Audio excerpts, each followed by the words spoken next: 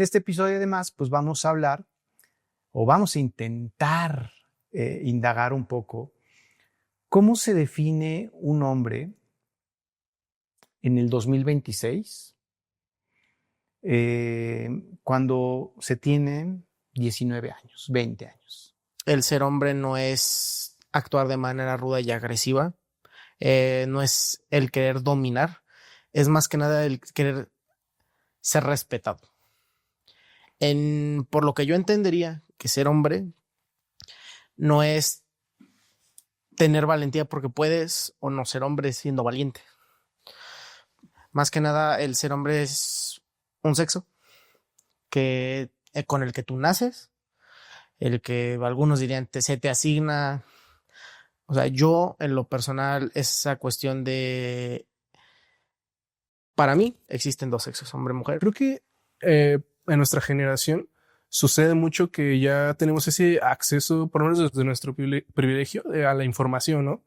En el sentido de que uno va creciendo y les va llegando nociones o información de qué es tanto la identidad de género como la sexualidad, como qué puede hacer los roles de género, ¿no? ¿Por qué? Porque, por ejemplo, uno crece y en mi caso sí yo también crecí con muchas nociones que usted mencionó, ¿no? De los hombres no lloran o ser el proveedor, cosas así, pero conforme vamos creciendo llega esa retroalimentación que nos menciona que los hombres también pueden ser los que son educados de cierto modo, ¿no? Porque al mismo tiempo, por ejemplo, a mí me gustan mucho las películas de James Bond y puedo decir que el James Bond de antes, que el James Bond de ahora, pues cambia mucho, ¿no? Porque era pues los roles de género que había en su momento y ahora, ¿no? La violencia yo siempre lo veo como la última opción. Casi nunca me he peleado. Cuando me peleo es más que nada le meto un madrazo y ahí se queda. O sea, no te duran. No me duran. Y es de no me vuelvas a tocar porque te vuelvo a dar otro y ahí te quedas sin dientes. ¿Cuándo fue la última vez que lloraste, Herrera? ¡Ay, qué buena pregunta! Pues llorar es un tema, porque yo igual crecí con la idea, ¿no? De no puedes llorar. Y ni siquiera sé en qué momento, no recuerdo un momento en mi infancia en el que yo haya escuchado de un pariente mío decirme no llores, porque eso no es de hombres. Sin embargo, yo crecí así, simplemente no me sale, no me nace el llorar. Y también siento que lo he intentado trabajar, ¿no? A veces hasta como de llora. Y no puedo. Tampoco puedo llorar, ¿no? ¿Cuándo fue la no, última no vez? puedo. ¿Te acuerdas? El tema que me parece como más relevante y me gustaría preguntarles a ustedes cómo viven esas, si esto que yo les digo primero les hace algo de sentido, porque quizás yo estoy como muy desconectado. No, bastante, de hecho. O cómo lo convive con esta idea de que, bueno, tengo que ser el hombre rudo, fuerte, pero al mismo tiempo tengo que ser empático y emocional, tengo que respetar los derechos de la diversidad sexogenérica, pero a mí que nadie me diga joto ni nada de esas cosas. Bienvenidos a un nuevo episodio de Primer Apellido, historia sobre mi padre. Este es todos los episodios que hemos grabado hasta ahorita, y este es el número 8. A mí me han entusiasmado, pues será porque a mí se me ocurrieron, ¿verdad? Pero sí me han entusiasmado porque realmente los temas que abordamos a mí me causan mucha curiosidad. Pero este en particular me causa muchísima más curiosidad. Ya van a ver por qué. Por lo pronto, además de darles la bienvenida, quiero recordarles que pues aquí en Primer Apellido, dado digamos ese es el nombre del video podcast, pues tiene la lógica de que un grupo de hombres nos juntemos para que platiquemos y cuestionemos mucho de lo que está pasando con nosotros. No es, aquí ya debo de empezar a hacer quizá una diferencia generacional. No es algo que los hombres de mi generación, yo tengo 53, hagamos. Normalmente nos juntamos seguramente muchas veces con otros hombres y lo que hacemos es pues, a lo mejor tomar alcohol, a lo mejor hablar de frivolidades, a lo mejor hablar de fútbol, a lo mejor hablar de cosas yo creo que generalmente intrascendentes, pero habrá gente que sí le guste y vea importantes esos temas, puede ser. Pero difícilmente nos sentamos a hablar de cosas un poquito más profundas, ¿no? No sé cómo sea en otras generaciones, ahorita nos van a contar ustedes que pertenecen a una generación distinta a la mía, pero por lo pronto, bueno, pues hoy tenemos este episodio en el cual nos acompañan por primera vez invitados muy jóvenes, ¿no? Muy jóvenes. Y en este caso, pues está con nosotros Rodrigo y Santiago, que el día de hoy, por los siguientes instantes, ya no serán Rodrigo ni Santiago, sino serán Herrera y Leitao. ¿Correcto? Correcto, así es. Bienvenidos y muchas gracias por venir aquí con los ñores como yo, que no los entiende mucho, pero que me va a encantar conocer un poco más de cómo viven ustedes este asunto de la masculinidad. Y además otro joven, quizá no tan joven, pero igual muy joven. Ya estoy en el proceso de reconocer que ya no soy joven. Lo que significa que tienes como 20 años más o menos. ¿O qué? Yo tengo 40, ya estoy en el 4º piso, entonces ya estoy en ese proceso de reconocerme ya como un adulto, ya no, como se diría aquí en México, como un ruquillo. Ya estoy en esa etapa. Muy bien, pues Iván también está con nosotros. Iván no está aquí por joven, aunque es muy joven, pero está aquí porque tiene, digamos, estudios muy interesantes que ahorita nos vas a platicar. Y el día de hoy no serás Iván, o durante este episodio no serás Iván, serás Ocampo, para hacerle un poquito, digamos, el homenaje, sí, al episodio, pero sobre todo, pues digamos, a quien nos dio ese apellido, que yo entiendo que a veces nos gusta, digamos, recordarlo, tenerlo cerca emocionalmente o físicamente, ¿por qué no? A veces no. A veces el apellido paterno pesa por otras razones. Y de alguna forma, en este episodio y en todos los episodios hablamos del padre, pero también hablamos sobre todo de la figura paterna, porque hemos aprendido los hombres a ser como somos por una variedad muy amplia, digamos, de circunstancias. Una de ellas es el padre o la figura paterna, no es la única, es una muy poderosa. Pero pues un poco que por eso estamos haciendo este esfuerzo a partir, digamos, de la historia de nuestro padre, ¿no? De la figura paterna. Y bueno, en este episodio además, pues vamos a hablar o vamos a intentar indagar un poco cómo se define un hombre en el 2026 cuando se tienen 19 años, 20 años. ¿No? Yo sé que las generalidades siempre son injustas. No podríamos traer aquí a todos los hombres de 19 años. Trajimos a 2. Que además me parece que está muy bien elegido porque yo no los conocía, digamos, antes de este episodio. Entonces no hay ningún prejuicio. Eso me encanta. Todo va a ser nuevo. Y además pues, no significa que ellos sean ni la mayoría ni mucho menos, ¿no? Pero son 2 que a mí me va a encantar saber un poco cómo viven, digamos, este asunto de pues la masculinidad en un momento de cambio histórico tan importante, expectativas que luego se cumplen, luego no se cumplen, mandatos que ahí están y presiones que ahí están también, vamos a ver, o estuvieron para mí, no sé si estén para ustedes. Y de alguna forma vamos a ver pues cómo están conviviendo cuando menos 2 fuerzas que hay allí que yo veo, que por un lado son los mandatos tradicionales de los cuales pues yo provengo, ¿no? Yo soy un producto de esos mandatos muy, muy tradicionales, como por ejemplo eso de que los hombres no lloramos, debemos de ser los proveedores, debemos de tener todo claro, pues no mostrarnos vulnerables, de ahí vengo yo. Pero por el otro lado, pues hay, digamos, yo creo que unas exigencias distintas para las que yo tenía, que es, pues no, o sea, una apertura emocional, más sensibilidad, más autocuidado, al menos eso veo yo, vamos a ver si eso es cierto, ¿no? El asunto es que sí creo que de pronto puede haber muchas razones por las cuales un joven puede estar confundido, ¿no? Pues porque de pronto a lo mejor el papá, que probablemente su papá tenga mi edad y entonces fue educado de una forma, y el entorno, pues de pronto pues, ustedes ven que es distinto. Entonces, bueno, la idea es que ahorita no venimos a juzgar a nadie, ahorita lo que queremos es entendernos entre hombres, que también eso es algo que creo que nos hace falta. Estos espacios en donde hombres podamos preguntarnos qué está pasando con nosotros, ¿no? Como contexto para ustedes que están más jóvenes, pero igual para ti también, Ocampo. A mí una preocupación que me movió a generar estos espacios, pues es la violencia que pues todos los días pues yo veo, todos podemos ver. Y es una violencia que yo la veo así, está promovida fundamentalmente por hombres, en contra de otros hombres, en contra de las mujeres, en contra de nosotros mismos, ¿no? Entonces cuando vemos la cantidad de suicidios que hay, casi siempre pues, la mayoría hombres, la cantidad de depresión que hay, muchas veces más hombres que mujeres, la cantidad de homicidios que hay, homicidas, casi siempre hombres. ¿Qué está pasando con nosotros?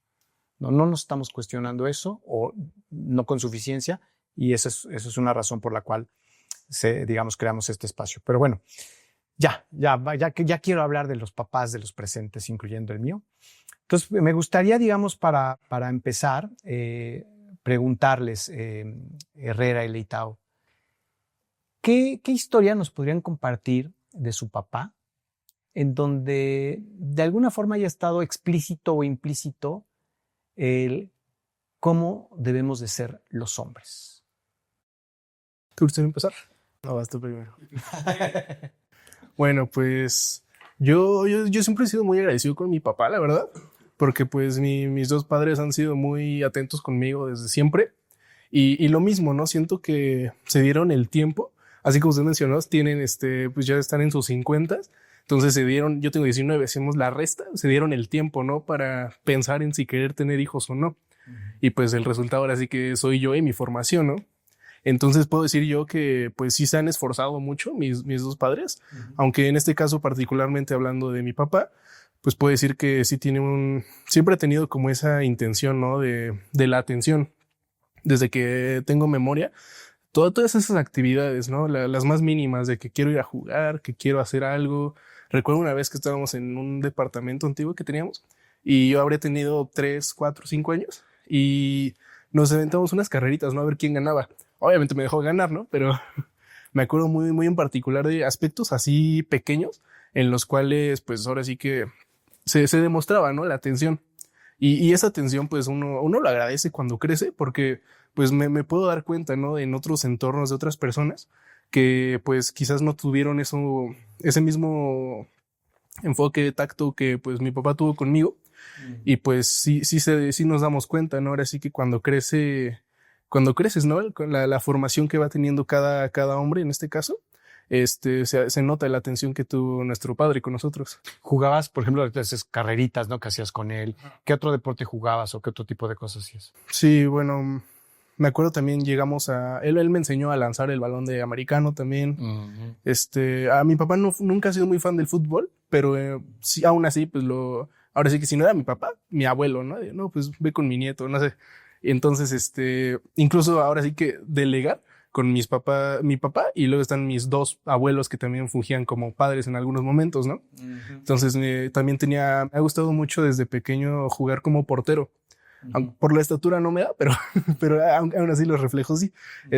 Y me acuerdo que si no era mi papá, eran mis dos abuelos, ¿no? Los que pateaban el balón y ahí yo me aventaba ahí a donde estuviera. Entonces, cosas como esas, siento que forman parte, ¿no? Claro. Leitao. Pues con mi papá siempre ha sido una relación un poco diferente porque desde muy chiquito mis papás se conocieron en Londres estudiando maestría y demás y mi mamá lo trajo a México. Él lleva viviendo aquí desde que se lo trajo, desde que tuvo hijos. Me tuvo primero, yo soy el primero de cuatro hijos que tiene. ¿Qué cuatro hijos que tiene tu papá? Mi papá. ¿Tu papá de dónde venía? Porque dices que se lo trajo tu mamá. ¿De dónde? Porque estaban en Londres. De Londres. Estudiaron los dos la maestría. Lo conoció ahí y los dos... ¿Él es de Londres? ¿O Es de Portugal. Él es de Portugal. Es de Lisboa. Pero fue a estudiar a Londres los dos. Ahí se conocieron y lo trajo. Pues se fueron conociendo. Duraron como unos 11 años juntos. Y pues entre eso nacimos mi hermano y yo. Yo, Santiago, y mi hermano... Bueno, Santiago Leitao y Vasco Leitao, mi hermanito. Pero mis papás, a pesar de eso, de que nos querían mucho y nos ponían atención a cada uno como debía de ser, llegó un momento en el que ya no se entendía muy bien. Y cuando yo tenía creo que 4 años, mi papá se fue, pero no nos dejó a la deriva. Más que nada, sino ya no podía seguir viviendo en ese ambiente, en ese sistema. Y pues fue a hacerse de su vida en otro lado y mientras nos seguía viendo a mi hermano y a mí. Pero siempre nos puso la atención que debía ponernos y de a poquito pues fuimos creciendo nosotros, fue cambiando la parte de comunicación de poder jugar en lugar de jugar. Mi papá siempre nos quiso educar con parte deportiva. Hay que hacer deporte en algún momento. Mi hermano y yo no somos como de hacer muchos deportes, más él que yo soy el de hacer deporte. Y es querer andar en bicicleta, yo te enseño a patinar, yo te enseño no sé qué.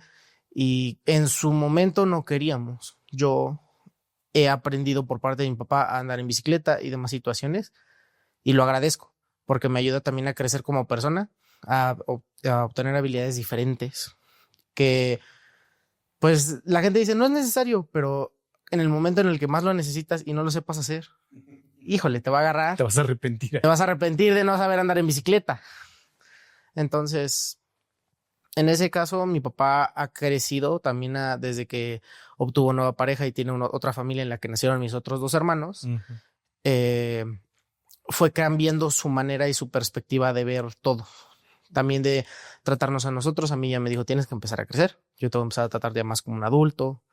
Y ya tenemos una relación completamente diferente a la que teníamos anteriormente. Ahora como yo soy su trabajador actualmente y también lo era antes, pues tiene que saber diferenciar entre tratarme como mi hijo y como un empleado, como su empleado. Y esa relación es un poco complicada, pero a fin de cuentas es importante que yo sepa hacer lo que él hace, porque todo el negocio y demás, que es de negocio familiar, puede que algún día lo vaya a tal vez a heredar o simplemente a trabajar en él, pero tengo que saber hacerlo. Entonces ya me ha estado tratando más por la parte de adulto que más que como niño, y al mismo tiempo como que yo logro congeniar con él. Claro.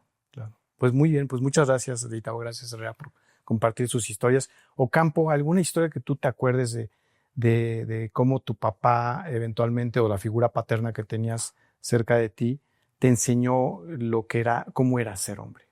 Ahora que me mencionas Ocampo, que es el apellido de mi padre, pues se me hace muy raro que me llamen Ocampo, me retrotrae a la secundaria. Uh-huh. Y luego, bueno, mi nombre es Ismael y no Iván, y esto también lo remarco, porque Perdón. No te preocupes. Es el nombre que me puso mi padre. Yo tengo 2 nombres, Ismael Germán, y el nombre Germán lo puso mi madre, y el nombre Ismael lo puso mi padre. Pero en realidad estaba estipulado para que fuese al revés, Germán, y Ismael quizás no existía. Y mi padre lo puso el nombre a la hora de inscribirme. Hay como una historia. A mí algo Sin consultarlo con tu mamá. Sin consultar. Porque no era necesario, ¿verdad? Los hombres seguramente podíamos tomar ese tipo de decisiones sin problema. No, mi padre pues es mucho más grande que los padres aquí de los compañeros. Ya tiene 80 años, aún sigue vivo en Uruguay. Va a cumplir 80 años el año que viene. Y pues algo que a mí me parece como muy interesante de la historia de mi padre y que a mí me lo hace entender, fue un poco hacer como estos árboles genealógicos, ¿no? En determinado momento yo empecé como a revisar la historia de mi familia, y el padre de mi padre, pues fue un hombre que en determinado momento abandonó a mi abuela y a mi padre y a sus 3 hermanas menores, ¿no? No estuvo completamente ausente, pero sí usó como un abandono, ¿no? Y luego estudié la historia de mi abuela y descubrí que mi abuela era de apellido Ibáñez, ¿no? Su madre era Ibáñez, su abuela era Ibáñez, su bisabuela era Ibáñez. Y entonces aquí hay algo muy extraño, ¿no? Claro. Porque ese primer apellido. Ese primer apellido que se mantenía por la línea materna. Y ahí como que entendí de que mi abuela, que pues es de ascendencia afroindígena en Uruguay, pues constantemente pues tenían hijos en el lugar donde trabajaba, en la estancia donde trabajaba, y pues los estancieros les daban apellidos sin que hubiese padre. Ahí las historias pues pueden ser múltiples, ¿no? De violencia, de amores, puede haber de todo un poco por ahí. Entonces me quedaba pensando pues que en la genealogía de mi padre pues no hay padres, o hay poco padre, ¿no? Su padre biológico que estuvo semi-ausente. Y eso a mí me hizo como en determinado momento entender el esfuerzo de mi padre de querer pues romper con esa línea, con sus aciertos y sus desaciertos, pues la intención de estar ahí, de estar siempre en el rol paterno, un rol paterno muy adscrito pues quizás a la noción del proveedor, ¿no? Que es algo que se nos enseña a los hombres, que es como lo que tenemos que hacer en plan, no solamente a veces como que se ve esa idea como algo distante, pero en realidad es una forma que nos enseñan de cómo expresar cariño, de cómo expresar cercanía, ¿no? Entonces, Creo que eso también me ayudó mucho a entender esa historia de mi padre para también yo entenderme a mí mismo, ¿no? Y esa genealogía de hombres ausentes que mi padre rompió, ¿no? Pienso que por ambas ramas de su historia, él es la primera persona, el primer hombre que rompe esa historia de hombres ausentes y hasta el día de hoy pues está presente y acompañándonos a mí y a mis hermanos. Pues qué bonito que fuiste capaz, digamos, de ir hacia atrás en tu historia y de pronto ver y valorar, ¿no? Lo que tu papá estaba rompiendo, que no ha de haber sido nada fácil. Ujú, totalmente. Y cambia las perspectivas también. Creo que aquí que estamos hablando sobre historias, sobre nuestros padres, entender las historias también nos invita pues a tener una mirada compasiva, también crítica, ¿no? Pero compasiva al mismo tiempo. Se puede ser crítico y compasivos al mismo tiempo con las historias de las personas, entendiendo de que no todas las historias son sencillas, ideales o no son lineales como a veces lo pensamos socialmente, de que las historias son así. No, pues cada historia es un mundo y cada mundo pues está lleno de, aparte de múltiples historias. Las historias son múltiples, ¿no? También. Claro. Pues muchas gracias por compartir, Ocampo, la historia de tu papá, la historia del linaje también, digamos, de la parte, digamos, de las mujeres que previo a él estuvieron allí haciéndose cargo de los hijos. Eh, sí, la verdad es que yo creo que yo no soy psicólogo, no soy especialista, terapeuta en nada, pero tuve la buena fortuna de pensar que de veras hablar del padre es muy significativo, sobre todo para los hombres, ¿no? Pero yo creo que también para las mujeres. Y yo también ahora haciendo estos ejercicios de recordar, de vincularme, digamos, con ese padre que tuve. Mi papá ya murió hace 2 años, pero que además no tuve un padre. Yo tuve, digamos, muchos padres en una sola persona, ¿no? Entonces, el padre que yo recuerdo cuando yo era niño es bien distinto al padre que murió postrado en cama, pues evidentemente porque de por medio había 50 años. Entonces, yo tuve una gran fortuna, digamos, de reconciliarme con mi papá en sus últimas facetas, ¿no? Porque yo creo que si hubiera seguido como él fue cuando era joven, hubiera sido bien difícil para mí tener un vínculo con él. Entonces, para que se den una idea, nosotros vivíamos en un barrio popular que se llama La Merced, que todavía sigue existiendo, pero que ya no tiene, digamos, tan arraigada la vocación comercial como la tuvo, digamos, en los años 70, que fue cuando yo crecí. Y mi papá y mi mamá también se conocieron ahí, sus familias son de allí, y desde los 40 a los 30 ahí estaban. Y entonces vivir en ese barrio, digamos, implicaba, y sobre todo para la historia de mi papá, que además su madre era soltera, vivían con la tía, pasaban mucho tiempo en la calle, se hicieron en la calle. Él creció en la calle con todo lo que eso significa, que pues implica pues, violencia, implica supervivencia. Y una cosa que además, pues muy interesante, porque él era violento, como seguramente muchos hombres de su edad, pero de su generación, quiero decir. Y además era muy bueno para los golpes, ¿no? Los guamazos eran lo suyo, ¿no? Pero además, más adelante incluso era de los que cargaba pistola y era por su negocio y por su temperamento una persona violenta que de veras te lo hacía sentir, ¿no? Entonces imagínense, verlo hacia afuera, de pronto uno lo hace sentir protegido porque ese es mi papá y es bueno para los moquetazos y te sientes protegido. Pero hacia adentro era igual, ¿no? Era igual de violento. Entonces nos agarraba cinturonazos cuando él creía que habíamos hecho algo mal y no nos dejaba de pegar hasta que no sollozábamos, ¿no? Ya sabes que de pronto cuando estaba uno llorando, no sé, seguramente ustedes no, espero que no hayan sido golpeados por sus papás, pero cuando está uno llorando porque le dieron de nalgadas, termina haciendo como siempre el suspirito de... Bueno, nosotros no podíamos hacer eso porque si hacíamos era otro cinturonazo. Entonces, era difícil, fue un papá difícil. Y alguna vez, ya mayor, yo le pregunté, yo creo que ya estaba en sus últimos, se cayó y se rompió la cadera. Entonces, los últimos 6 meses de su vida estuvo postrado, con lo que significó muchas cosas, ¿no? Por ejemplo, estar postrado, que implica estar con él, y pues platicas, porque no hay muchas otras cosas que hacer, o estás en silencio, pero había oportunidad de abordar desde otras perspectivas la plática. Y le pregunté, oye papá, ¿por qué siendo tan bueno para los guamazos nunca me enseñaste ni a mí ni a mis hermanos a pelear? Porque me hubiera encantado, por otra parte, pues porque según yo era una herramienta pues para defenderte de supervivencia y de quedar bien. Y yo la verdad es que fui malísimo. Bueno, no me peleé, muy pocas veces me peleé y seguramente fue algo no tanto buscado y seguramente perdí muchas. Yo creo que gané alguna, pero perdí muchas. Y dije, ¿por qué no me enseñaste a pelear? ¿Por qué no nos enseñaste a pelear siendo tan bueno? Y él decía, pues que no, que en realidad él peleaba por supervivencia, pero que él no lo hacía ni por diversión, lo que él entendía por supervivencia. Yo creo que no en todos los casos estaba de por medio su supervivencia, pero pues simplemente veía que podía ganar y se desquitaba y ganaba.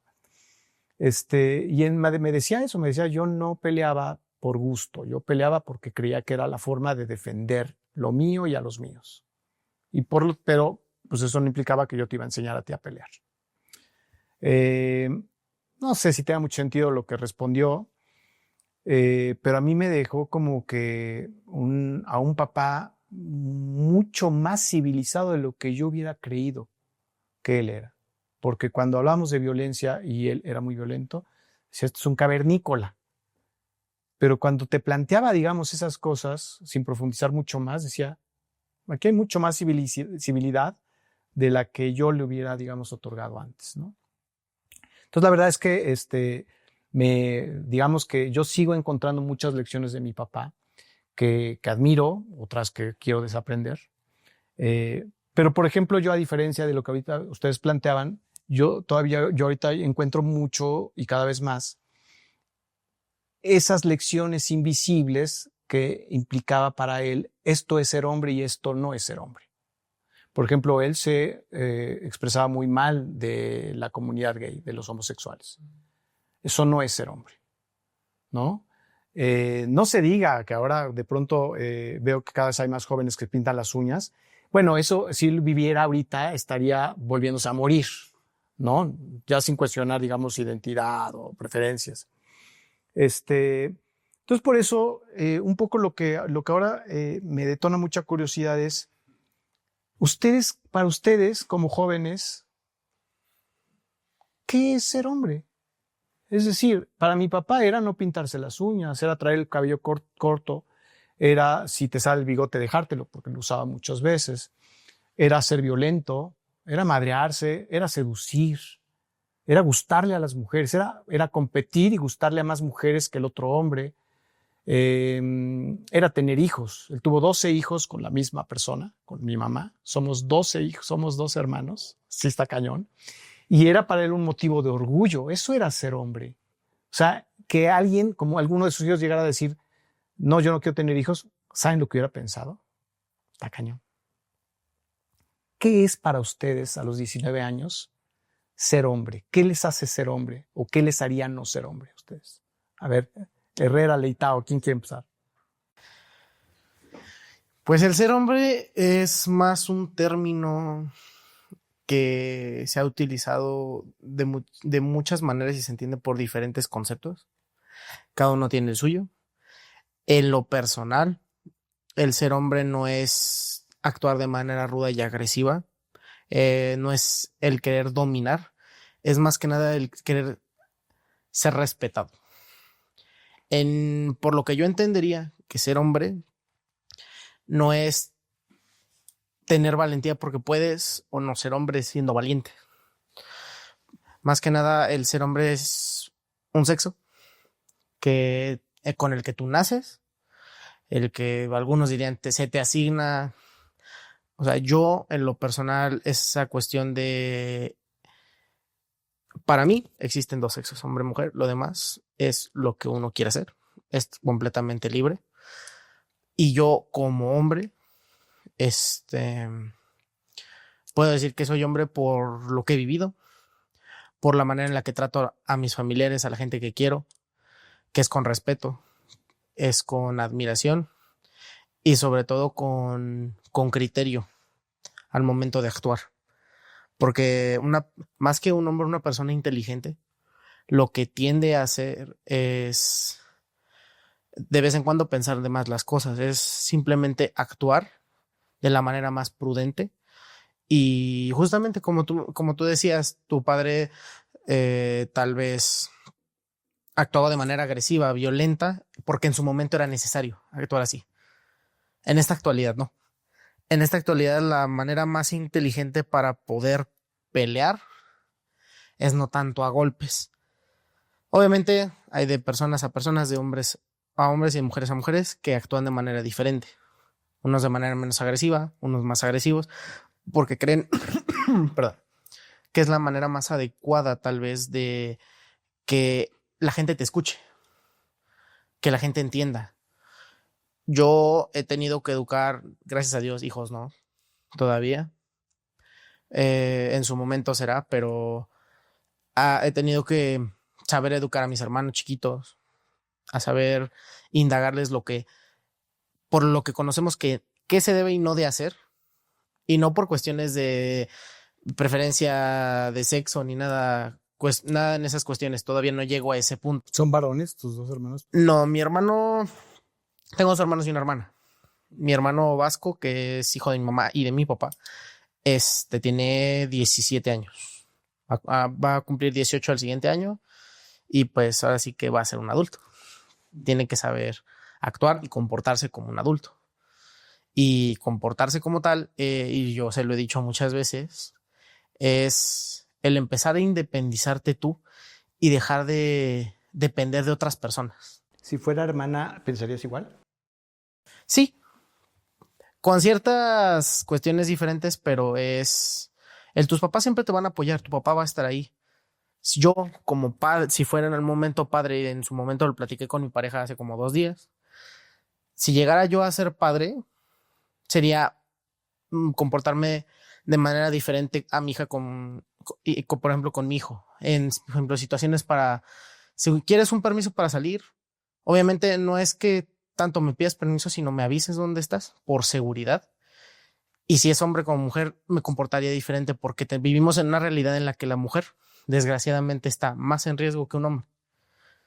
Entonces, el salir, me lo han dicho muchas mujeres de mi edad, que el salir es un riesgo para ella misma. No significa que sea vulnerable ni nada por el estilo, sino porque caen en el riesgo de que si salen puede llegarles por probabilidad a que les pase algo más a ellas que a nosotros hombres, por cuestiones de que justamente hay más homicidas hombres que mujeres. La verdad no me ha tocado escucharlo, no sé si sea así, pero en cuestiones de un hombre fue brutalmente violado por 5 mujeres en la plaza, no sé qué, no escuchas eso tan seguido. En cambio, al revés, sí. Una mujer fue violada en tal lugar por tantos hombres y eso es, como padre yo creía que es desgarrador escucharlo e imaginarte esa ser tu hija. En cambio, hombres con mi papá conmigo sí, nunca me ha dicho que no, nunca le he tenido que pedir un permiso, en su momento viví con él. Y no es nada más es avisar dónde estás, por seguridad. Cualquier cosa me necesitas, me marcas o lo que sea. Y mi papá conmigo nunca ha sido una persona agresiva, nunca me ha levantado la mano de no ser necesario por mis actitudes. Yo me lo he ganado. No digo que soy un santo, pero... O sea, sí te ha golpeado. Más que golpeado es darme una lección, porque toda reacción tiene una consecuencia, sea positiva o negativa. Y más que nada es ponerme en mi lugar. Por la consecuencia, sí.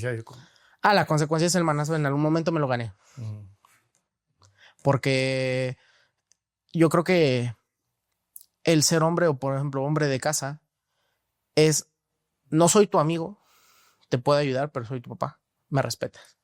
Y yo con el tiempo entendí eso en su momento, en el que yo no soy el que manda en casa, el que manda es él, y en su momento voy a mandar yo cuando nadie más lo haga. ¿Y si estuvieras casado con una chica y ella quisiera mandar? Claramente tiene todo el poder y toda la capacidad de mandar en casa, porque también es casa suya. No es solo mi casa, es casa de mi familia, por tanto de mi mujer. Y en cuestión de familia mandan 2, no manda 1. Los 2 somos responsables de la familia. Por ende, los 2 tenemos el poder para tomar decisiones y tomarlas de la decisión más prudente y más consciente posible. La violencia yo siempre lo veo como la última opción. Casi nunca me he peleado. Cuando me peleo es más que nada le meto un madrazo y ahí se queda. O sea, no te duran. No me duran. Y es de no me vuelvas a tocar porque te vuelvo a dar otro y ahí te quedas sin dientes. Es por cuestiones más que yo no busco ganar la pelea, yo soy muy necio, pero también he sabido entender el que, por ejemplo, en cuestiones de educación o bueno, sociales con tus compañeros, por ejemplo, con muchos hombres, acá mi queridísimo Herrera no me dejará mentir, que cuando estás con amigos, pues en esta actualidad tendemos a tener confianza cuando son nuestros amigos y cuando son conocidos, en que muchos lo utilizan como con la palabra jotear, no en un mal término, sino que como que nos estamos molestando al punto en el que seguimos teniendo, por ejemplo, cada uno su identidad heterosexual. En un caso hipotético, todos somos heterosexuales, todos somos hombres heterosexuales que nos identificamos así y que entendemos que molestarte a ti de cualquier manera o inclusive ya por cuestiones más intensas, agresivas, intensas, sería, por ejemplo, darnos una nalgada entre compañeros, que es simplemente por el hecho de estar jugueteando para molestarte, pero diciéndote un cariñoso te quiero, pero como amigo. Claro. Eso es a lo que te refieres jotear. Por ese tipo, digamos. Exactamente. No jotear de estar coqueteándose. Interacción física. La interacción física. Interacción física más que otra cosa, hasta cierto límite. Por ejemplo, ya darnos la mano, eso ya es otro ejemplo de, ok, ¿qué está pasando? Si se dan la mano o no se dan. No, eso sí no. Se tiende a hacer que, al contrario, lo más homosexual que puedes hacer es agarrar la mano a otro hombre, pero puedes agarrar cualquier otra parte y deja de ser homosexual por alguna razón. Es un concepto. Es un concepto que he entendido, es bien interesante porque antes cualquier cosa que en nuestra actualidad hubiéramos actuado de esa manera en los 70s, nos hubieran partido la mano. O sea, no me toques, toma, dame mi espacio, porque también hay confianza, pero no hay tanta confianza, ¿no? Igualmente aquí es ok, hay más confianza, pero llega un punto en el que ya no te pases de lanza, tienes que saber controlarte y también por respeto, cuando estamos entre amigos, es saber la identidad de cada uno para saber de qué es capaz cada uno, cuáles son sus gustos, ¿no? ¿Y eso cómo sucede? ¿Se lo preguntan? Es muy incómodo, es mejor no hacerlo así. Te das cuenta. Tiene que ser evidente, si no. Conforme a la interacción, sí nos vamos dando cuenta, ¿no? De, por ejemplo, vas viendo cómo reacciona cada persona a cada cosa, ¿no? De, oh, no, ya viste esta chica, así, no sé. O otro, ¿no? Que dice, algún ejemplo que se te ocurra. Algún ejemplo sería como... O en el deporte, ¿no? Pues en el deporte podría ser. Sí, muchas veces solemos coincidir, ¿no? No, es que yo me siento bien acá porque soy el mejor en el deporte y no sé qué tanto. Y como que te vas dando cuenta en las personalidades de tus amigos y en cómo te puedes llevar con ellos, ¿no? Uh-huh. Y ya creo que es como un concepto muy, muy general, el cual en nuestra generación, e incluso unos más arriba, más abajo, en el que puedes, como dice mi amigo Leitao, que puedes ahora sí que jotear, pero al mismo tiempo tú estás seguro de que tanto tu amigo con el que lo haces como contigo mismo, pues no sienten nada más que eso, más que risa, ¿no? Porque pues a fin de cuentas es como una forma pesada de llevarse. Claro. Uh-huh. Herrera, en tu caso, ¿qué dirías que es ser hombre bajo tu óptica? ¿Y qué podría no ser hombre? ¿Qué actitudes podrían ser de no hombre? Pues creo que en nuestra generación sucede mucho que ya tenemos ese acceso, por lo menos desde nuestro privilegio, a la información, ¿no? En el sentido de que uno va creciendo y les va llegando nociones o información de qué es tanto la identidad de género como la sexualidad, como qué puede hacer los roles de género, ¿no?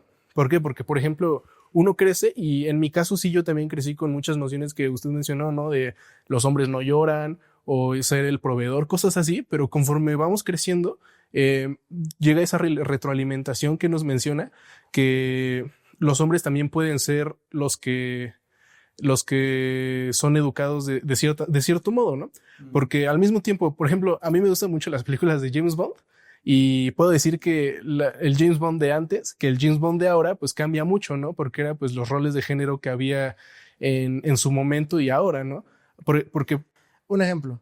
Y justamente que está hablando de James Bond. Algo que podríamos juzgar, criticar entre hombres, amigos, es que si hay un amigo que ve Barbie, ¿qué va a pasar? ¿Un amigo que qué? Un amigo cercano que desgraciadamente ha pasado así.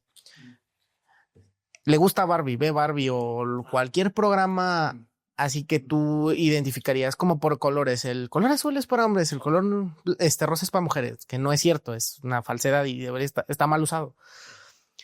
Cuando estamos entre amigos, obviamente no estamos platicando, pues tal vez de nuestros más oscuros secretos que son por nuestros gustos culposos, porque luego tienden a juzgar mucho, ¿no? Aunque sean nuestros amigos, tendemos a juzgar O mucho. sea, ahorita decía, si un amigo estuviera viendo Barbie, ¿qué va a pasar? ¿Qué va a pasar? ¿Qué podría pasar? En mi caso es, ¿por qué estás viendo Barbie, amigo? ¿Estás bien?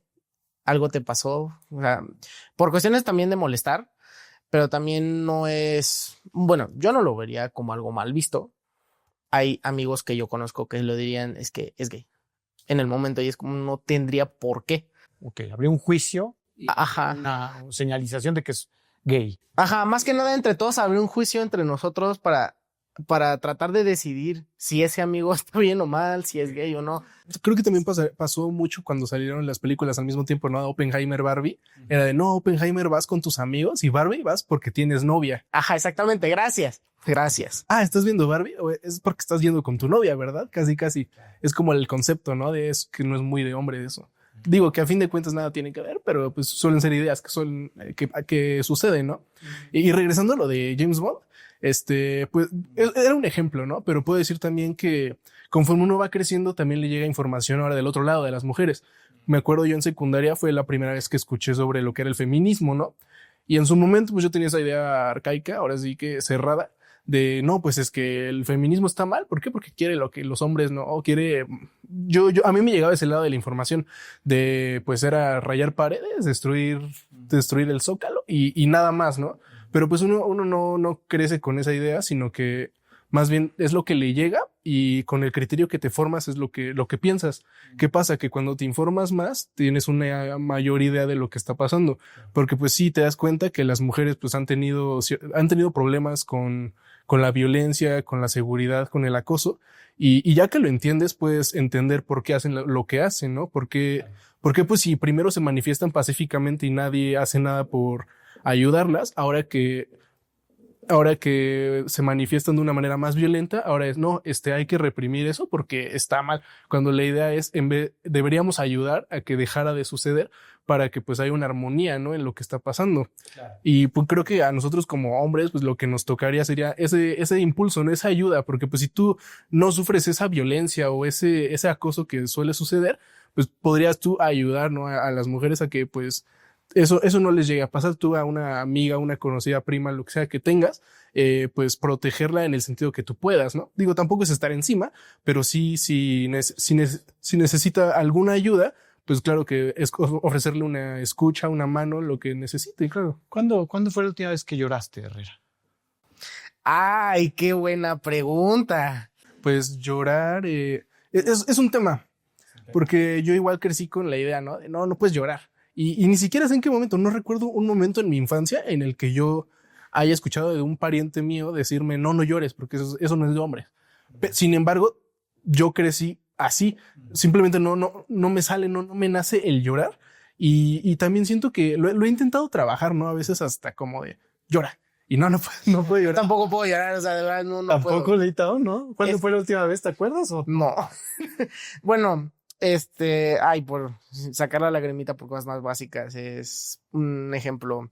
Yo no puedo ver una película, algo que me podría ponerme a llorar, por ningún sentimiento personal, sino Es ver, por ejemplo, películas como Hachiko. No puedo ver Hachiko sin llorar, que es una película de un perro que se muere y es ver el perro muerto. No puedo ver eso. Tumba de las luciérnagas. La razón de estar contigo. Películas así que son de animales, de perros específicamente, yo no puedo verlas porque a mí no es que no me guste llorar. Es un sentimiento que lo puedes hacer, no puedes hacerlo. O sea, yo también creo que crecí con la misma idea de no llores. Sí, nadie te lo dijo, pero crece uno así. Pero crees en la idea de que llorar No es de hombre. no es de hombre o tal vez luego no es necesario. Eso te iba a pedir, Ocampo, por favor. ¿Han visto a sus padres, a su padre, varón, padre, llorar? Es también creo que las veces que he visto llorar a mi papá ha sido, ahora es, pues, cuando murió algún pariente. Sí, o sea, cuando ya es una obviedad llorar o de plano estás mal, es cuando pues sí podemos liberarnos y en ese sentido llorar. O cuando sienten como, por ejemplo, mi papá una melancolía en el sentido de, pues, vio algo como muy tierno o cosas así. Lo he llegado a ver llorar. Sin embargo, nunca como por esa idea de, oye, ¿por qué estás llorando? No, pues, porque sí, aunque nunca ha sido cerrado en ese sentido, ¿no? De, oye, ¿por qué lloras? ¿No? Pero sí siento que es muy raro ver, por lo menos a mí, a mi papá y a mi hermano, que también tiene 16 años, como poder decir que lloramos en un mismo espacio sin haber estado nosotros como por nuestra propia cuenta llorando en nuestra soledad. Eso es cierto. Y también, por ejemplo, en mi caso es verlo llorar por orgullo, por estar en un momento en el que estamos todos felices. Me pasó ver a mi papá llorar de felicidad por tener su negocio, estar escuchando música portuguesa en su negocio y que creciera, que la gente lo conociera, al negocio y a la familia por parte portuguesa. Él está muy orgulloso de eso y es creo que de las muy pocas veces que lo he visto llorar por cuestiones de ese tipo, no tanto por tristeza. Yo creo que cada hombre, en este caso, llora solo en su momento que lo necesita, pero sin apoyo de nadie o, en dado caso, llorar con tu pareja. Sí. ¿Qué más les preguntaría? Muchísimo.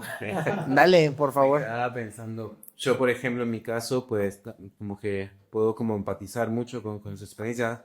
Yo me considero una persona que llora mucho, que durante mucho tiempo para mí eso me afectaba, ¿no? Pero no debería llorar tanto.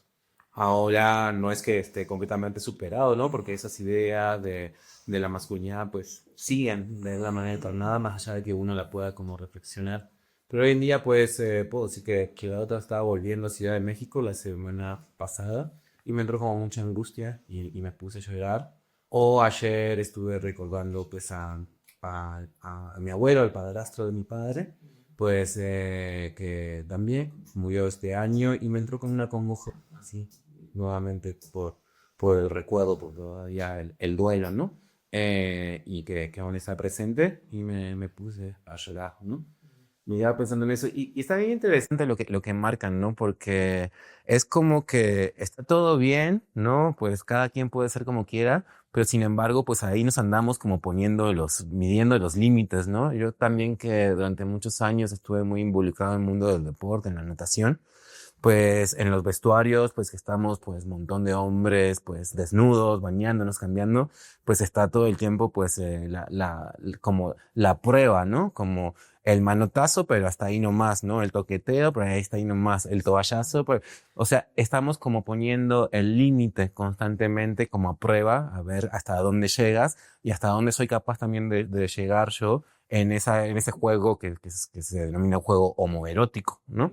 En ese sentido. Y me quedaba pensando porque ustedes comentaban, o bueno, también tenía como ese recuerdo, yo tuve la chance de estar en Marruecos y algo muy, muy singular de parte de una de las tantas subculturas y cuestiones religiosas que hay ahí, pues es que los hombres van de la mano.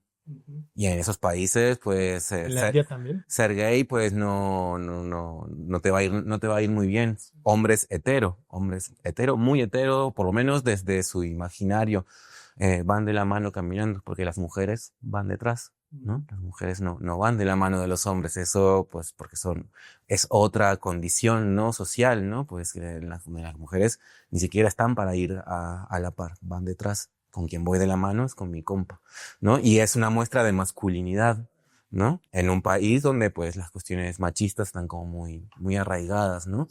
Ajá. Entonces vamos, o por ejemplo en mi país, en Uruguay, en Argentina, pues los hombres siempre, siempre nos saludamos de beso, ¿no? En cualquier momento. Llegas aquí la ronda, pues saludos a todos de beso, beso, beso. Así como van cambiando. Y me quedaba pensando, pues, para ustedes sigue siendo todavía como esa cuestión del contacto físico, el miedo, pues, a lo gay sigue siendo algo importante, porque estamos como, no pasa nada, pero parece que sí pasa nada, como se suele mencionar.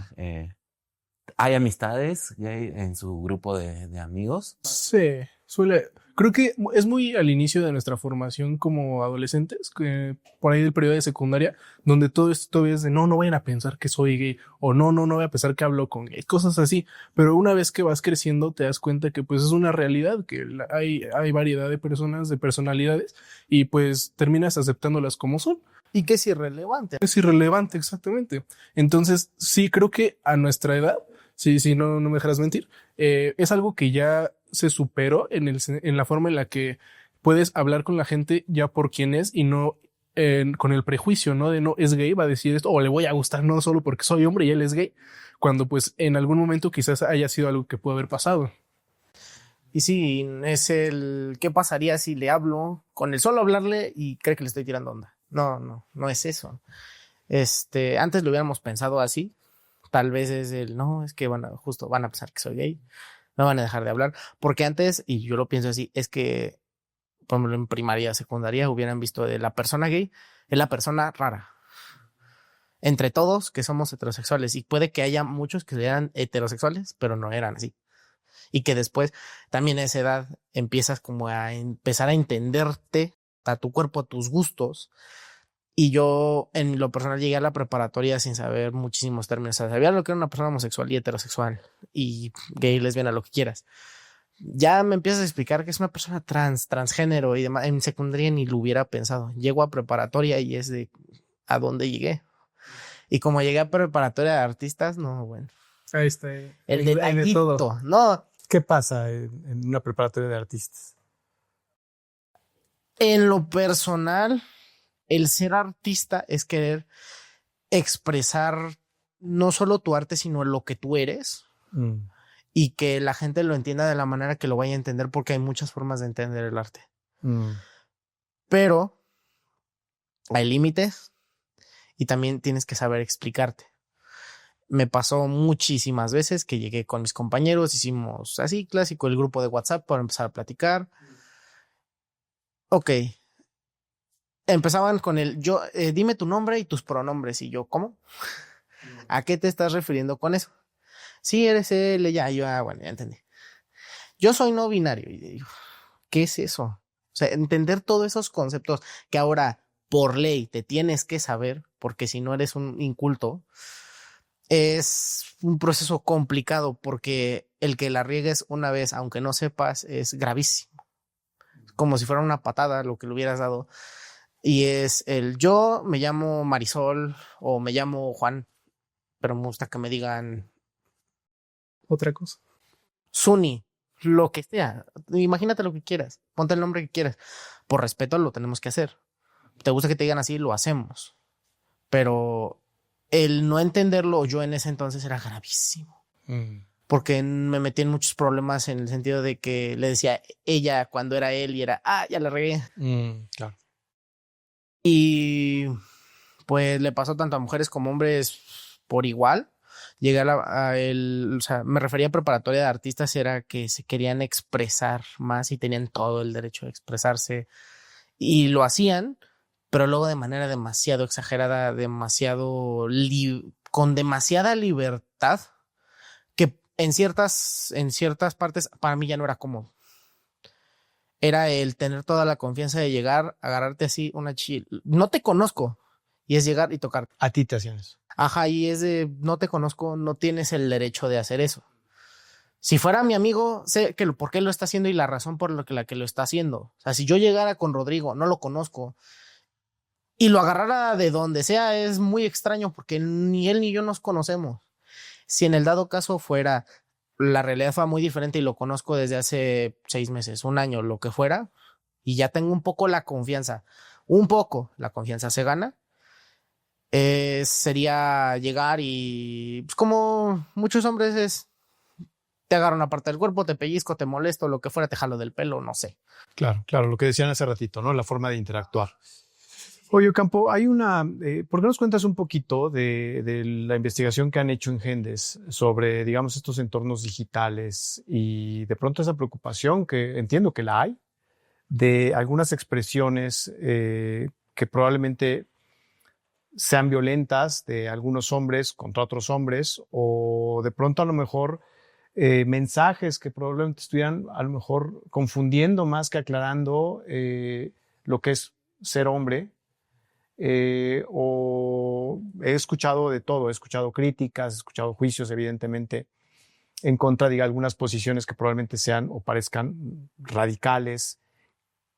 ¿Qué nos puedes compartir para que también de alguna forma ahorita podamos preguntarle a Herrera y a Leitao qué tan expuestos han estado esos contenidos y en qué coinciden y en qué no con ese tipo de contenidos? Sí, yo ahora escuchándoles y conectando un poco con lo que venimos trabajando en Gendes, con las investigaciones, con el trabajo pues, que hacemos en secundarias, en primaria, en prepas, en las universidades, pues que trabajamos mucho con población juvenil, joven, adolescente. Pensaba mucho, lo que nos interesa particularmente en esta investigación es ver por dónde van las creencias, las ideas que tienen las juventudes, tanto hombres como mujeres y otras identidades sexogenéricas, al respecto de qué significa ser hombre, qué significa ser mujer, qué pensamos sobre las relaciones afectivas, qué pensamos sobre los roles de hombres y mujeres en las relaciones del hogar.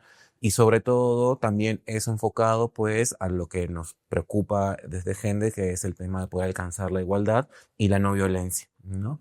Y eso cruzado con pues los espacios sociodigitales como espacios de socialización y algo que también nos interesa muchísimo que es pues cómo están las poblaciones jóvenes en cuanto a sus estados emocionales y afectivos, ¿no? Que es una de las grandes preocupaciones que tenemos y también que hemos identificado que hay conexiones a veces entre sentimientos de soledad, tristeza, depresión, cómo lo manejan los hombres, cómo lo manejan las mujeres, que eso es también interesante en cuanto a los resultados, ¿no? Que estamos encontrando, por ejemplo, los estereotipos que pensamos, ¿no? Que las mujeres van más a terapia que los hombres, pues en la investigación pues sale sumamente marcado. Los hombres, incluso hombres que comentan, que dicen, no, pues sí, yo siento ansiedad y estrés frecuentemente o casi siempre, y luego le preguntas, ¿has ido a terapia? Y dice, no, yo no quiero ir a terapia, ¿no? Ni siquiera pienso, ¿no? Entonces, incluso algo como también bien interesante es el uso de la inteligencia artificial. No sé si han visto de que pues ha surgido esta situación de que la inteligencia artificial ahora se usa para preguntar cómo estamos, como acompañamiento emocional. También es algo que hacen mucho más las chicas que los chicos, ¿no? También hay chicos que lo hacen, pero lo hacen mayoritariamente. Entonces nos habla un poco sobre estos aprendizajes del ser hombre que podríamos pensar en varias generaciones que hemos estado hablando aquí, pues el padre de mi padre que tiene 80 años y su padre que no sé cuántos años tendría, pero varios más, tu padre, pues, y los padres de ellos que son más jóvenes, yo, pues, y ustedes, como tenemos todo un linaje así como generacional, como bien interesante en la conversación, pareciera que las ideas sobre el ser hombre, sobre el ser mujer, pues tienen como ciertos elementos que parecen no moverse mucho.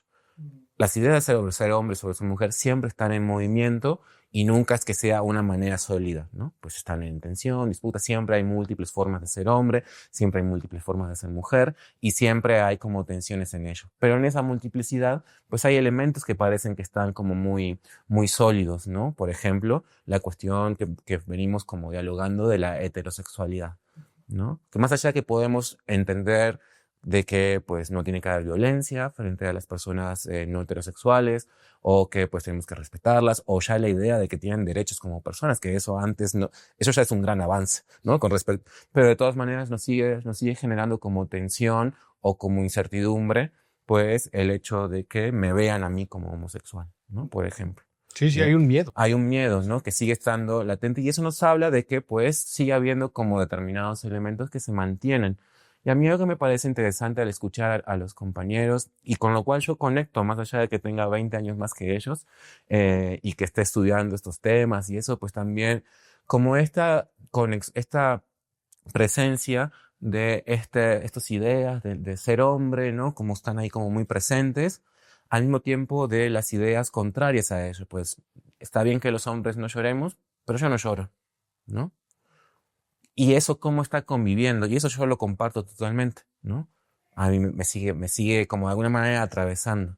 Cómo los hombres estamos como navegando en este momento contemporáneo entre pues las ideas tradicionales que vienen de nuestros abuelos, bisabuelos, con estas nuevas ideas que nos han pues puesto o nos han reclamado las mujeres, los movimientos feministas, los movimientos de la diversidad, de que los hombres tenemos que revisar algunas cosas de nuestro ser hombre porque, como tú mencionabas al principio, vivimos en una realidad social donde las violencias más graves que vivimos en México y en Latinoamérica están ejercidas por hombres. Entonces ahí tenemos que hacernos esa pregunta.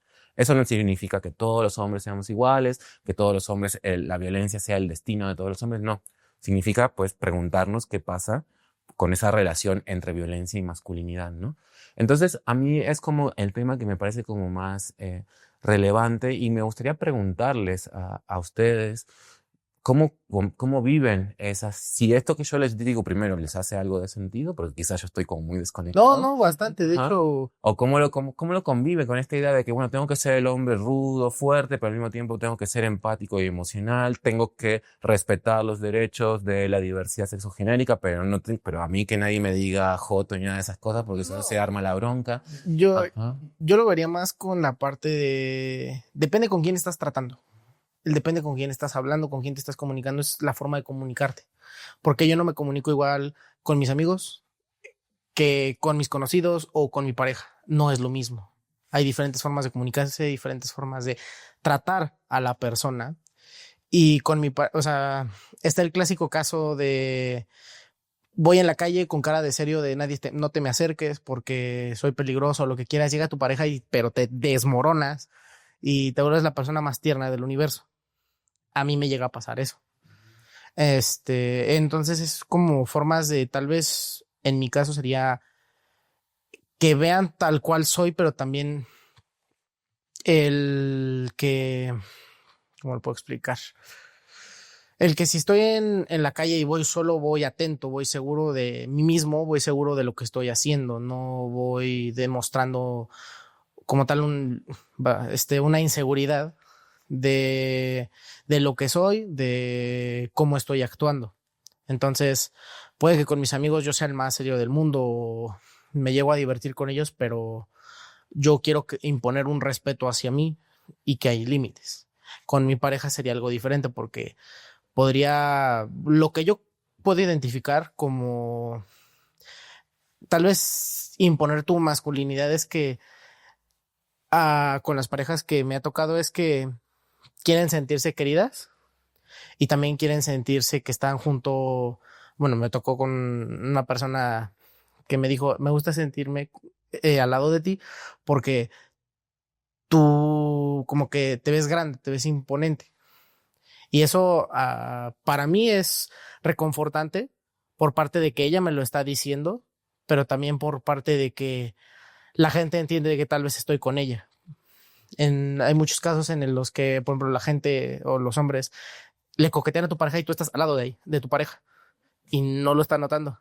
Hasta que, por ejemplo, tú das cierta acción que podrías ver como yo soy el más masculino frente a todos los hombres de que ella es mi pareja y como lo que los demás echan para atrás, hay uno que otro que dice, no, pero yo quiero ser pareja de tu pareja y lo que fuera, ¿no? Pero esa parte de imponer masculinidad. Me tocó una vez que fui a trabajar con mi tío a un pueblito y yo estaba más chico, pero entendía igualmente lo que me estaba tratando de referir. Por ejemplo, una vez me dijo, bueno, ¿y tienes novia? Empezamos a tener esa conversación que de por sí con tíos y entre hombres es incómodo. Que te pregunte tus familiares, y bueno, ¿ya tienes novia? ¿Y cómo es tu novia? Y lo que fuera, y le empiecen como a analizar, criticar. Y como tienen una mentalidad diferente porque tanto ellos como sus papás, abuelos y demás los educaron de una manera diferente como nos educaron a nosotros, es el entender me llegó a preguntar bueno, pues vamos a conseguirte una para la semana. Un comentario que a mí se me hizo muy desagradable porque él trata a las mujeres de una manera denigrante, cosa que a mí me desagrada mucho porque la mujer tiene obviamente la opinión, tiene la decisión de querer o no. Y es lo que mi tío y parte de mi familia de cualquier lado, familia materna, paterna, abuelo, abuela, hay siempre un tío que otro que opina así y me parece súper mal. Sí, antes me quedé pensando como en una pregunta, porque creo que el respeto es algo que todas las personas queremos, ¿no? Y aparte, pues tenemos derecho a que nos respeten, ¿no? Es un derecho, el respeto. Y me quedaba pensando si qué otras formas hay de que los hombres, pues ganemos o pues hagamos que se valga nuestro respeto ante las demás personas. Si hay otras formas por fuera de estos mandatos de la masculinidad. Y si también el respeto depende solamente de lo que hace uno mismo, ¿no? También puede haber la falta de respeto por parte de la otra persona sin que uno, pues, haga nada, ¿no? Directamente. Pero más allá de esa otra segunda parte, me quedaba pensando qué otras formas podemos encontrar los hombres o si solamente hay una forma de que podamos hacer que se valga nuestro derecho a ser respetado, ¿no? Me quedaba pensando en eso, sobre todo si me pongo a llorar aquí, pierdo mi respeto. Si pues me invita a pelear una persona aquí afuera y yo digo pierdo mi respeto. O si no tengo yo el físico No tengo. varonil, grandote, que haga sentir protegida a mi novia, pues ya no tengo novia porque nadie va a querer exacto, estar. pero es ridículo. Sí. Creo que es estar seguro de quién eres, porque a fin de cuentas puede ser chiquito, grande, fuerte, flaco, lo que sea, pero mientras estés seguro de quién eres y tú demuestres esa seguridad de estoy feliz con quien soy o demuestro estarlo, la gente tarde o temprano va a respetar eso, ¿no? Porque pues no es como que puedan llegar y decirte, no, te va a tirar hate, lo que quieras, pero si tú demuestras que eso a ti se te resbala. ¿Por qué? Pues porque tú estás feliz con quien eres. Entonces, a fin de cuentas, creo que eso es lo más importante, el poder quererte a ti mismo para poder demostrar a los demás que estás feliz con quien eres. Oigan, está bien interesante el tema. La verdad es que yo sabía que iba a estar interesante, pero está siendo más interesante de lo que yo mismo creía. El asunto es que se nos acaba, digamos, el tiempo que teníamos previsto y que además yo me comprometí con ustedes de que así sería. Entonces, yo tengo ganas de hacer otro programa como este, pero ya no los quiero comprometer frente a cámaras para seguir platicando el tema, ¿no? O seguir platicando, digamos, el tema bajo la lógica, digamos, de lo que está pasando en esa generación.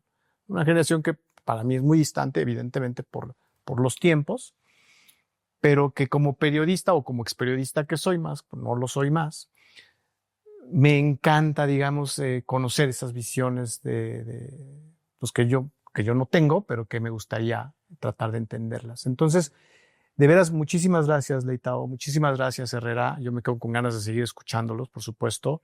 Ocampo, muchísimas gracias. Me parece padrísimo, digamos, que estés estudiando esto, digamos, desde Gendes, que tengas también esa curiosidad de saber qué está pasando con nuestras juventudes en términos de masculinidad.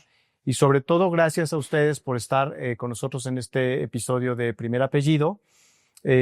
Sin duda, un espacio que yo cada vez que soy parte de él, digamos, me encanta porque veo lo humano de la gente, porque además creo que es muy necesario que nos escuchemos, que hablemos, que no tengamos, digamos, estos pruritos de hablar, digamos, de lo que tememos, de lo que creemos, y luego también esa apertura de que a lo mejor pues lo que creía no era tan cierto, ¿no?